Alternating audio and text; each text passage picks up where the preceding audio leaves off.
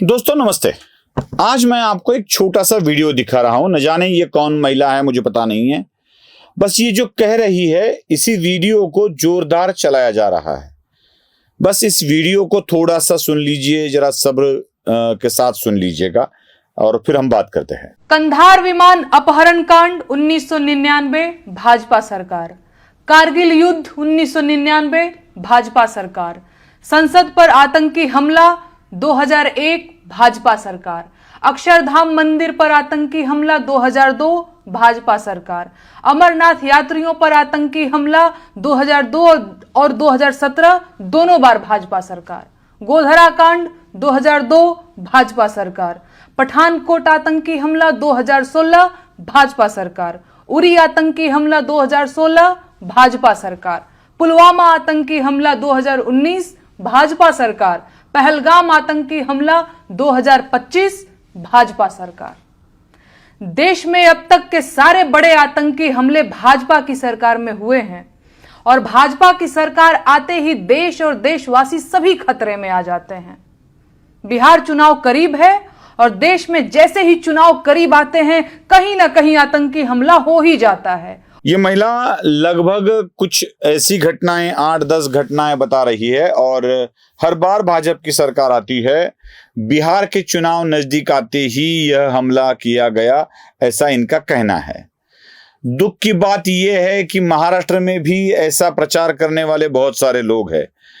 उस आतंकी हमले में मरने वाले लोगों की जाति भी देखी जा रही है। महाराष्ट्र के 6 लोग मरे हैं, जिसमें से मेरे अंदाजे से 4 ब्राह्मण हैं और 2 मराठा है।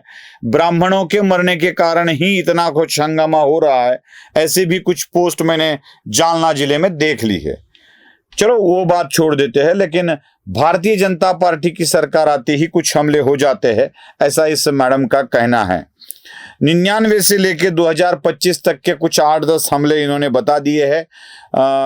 गोधरा कांड हुआ, वो हमला नहीं था, आतंकी हमला नहीं था, लेकिन ये इनको पता ही नहीं है कि किसे हमला कहा जाता है, किसे क्या कहा जाता है। कारगिल युद्ध हुआ था, हमला नहीं था, हमले को दिया गया उत्तर था। लेकिन भाजपा चुनाव आते ही ऐसा करती है, इनका कहना है। जब कारगिल का युद्ध हुआ था तो न जाने कौन सा चुनाव सर पे खड़ा था, मालूम नहीं है।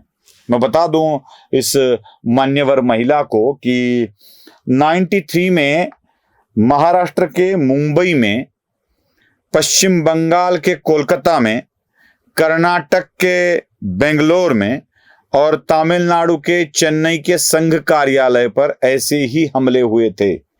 ना 93 में महाराष्ट्र में भाजपा की सरकार थी, पश्चिम बंगाल में भाजपा की सरकार नहीं थी, कर्नाटक में नहीं थी और तमिलनाडु में भी नहीं थी। एक अकेले 93 साल में इतने हमले हुए हैं, यहां कहीं पर भी भारतीय जनता पार्टी की सरकार नहीं थी। 1991 मैं सारी चीजें बता देता हूं।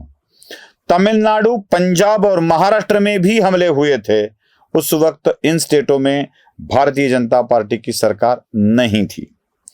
96 में राजस्थान, दिल्ली और आसाम में, राजस्थान के इलाकों में एक ट्रेन में विस्फोट हुआ था, दिल्ली में लाजपत नगर में विस्फोट हुए थे और आसाम में भी हमले हुए थे। तब तो भारतीय जनता पार्टी की सरकार नहीं थी।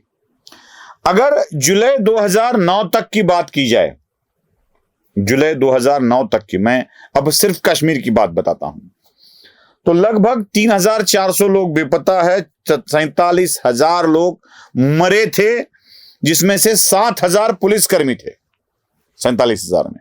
यह कश्मीर की बात है। तब कश्मीर में भारतीय जनता पार्टी की सरकार नहीं थी। अगर 2009 की बात की जाए तो लोग कहते हैं कि 1 लाख के करीब लोग कश्मीर में मरे हैं। ऐसी आंकड़ों का हिसाब अगर देना है कश्मीर का ही, तो मैं आपको तारीख के साथ कुछ आंकड़े बता देता हूं। इस महिला को शायद ये जवाब मिल जाएगा। जो जितनी भी तारीखें मैं आपको बता रहा हूं, वहां कश्मीर में भारतीय जनता पार्टी की सरकार नहीं थी। 21 मार्च 2000 और उस वक्त कश्मीर में पूर्ण सरकार थी, ये भी बता देता हूं। मैं इसलिए बता रहा हूं पूर्ण सरकार थी, हो सकता है इसमें अटल बिहारी वाजपेयी वाला कार्यकाल भी आ जाए, लेकिन सरकार कश्मीर में पूर्ण राज्य सरकार थी, गृह विभाग राज्य सरकार के पास ही था। 21 मार्च 2000 अनंतनाग के इलाके के छत्तीस सिंह पोरा में 35 सिखों की हत्या कर दी गई थी, जो लश्करी ड्रेस में आकर लोगों ने मार दिया था। गोली 20 लोग लगभग आ गए थे और गोली मारकर हत्या कर दी गई थी। अगस्त 2020 में अमरनाथ यात्रा का नुनवान में बेस कैंप था, वहां पर हमला हुआ।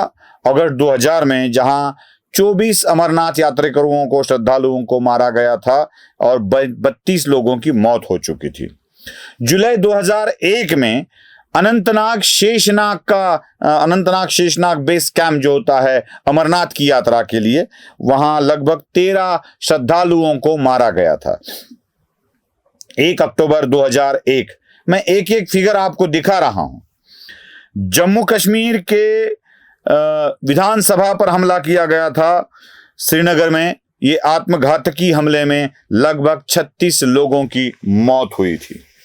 2002 में चंदनवाड़ी बेस कैंप, फिर से अमरनाथ यात्रा पर जाने वाले श्रद्धालुओं पर हमला हुआ था, 11 लोग मर गए थे।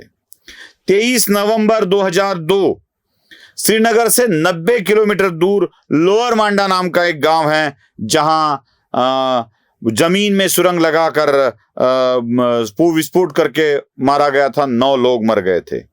23 मार्च 2003 कश्मीर के शोपियान, दक्षिण कश्मीर के शोपियान इलाकों में नदीमार्ग नाम का एक गांव है, जहां 24 लोगों को गोली मारकर खत्म कर दिया गया था। 13 जून 2005 पुलवामा में RDX का विस्फोट हुआ था, जिसमें 15 लोग मर गए थे और लगभग 60 लोग जख्मी हुए थे। उसी दिन सरकारी स्कूल में एक 13 लोगों को और 2 बच्चों को मार दिया गया था। 12 जून 2006 कुलगाम गांव में 9 नेपाली और बिहारी कामगारों की हत्या कर दी गई थी। उस वक्त भारतीय जनता पार्टी की सरकार नहीं थी। बस नैरेटिव फैलाते जाओ, फैलाते जाओ, फैलाते जाओ। यही होता है नैरेटिव फैलाने का असली कारण, कि बस किसी पार्टी के ऊपर, किसी विचारधारा के ऊपर कुछ ना कुछ तो बरसते जाओ।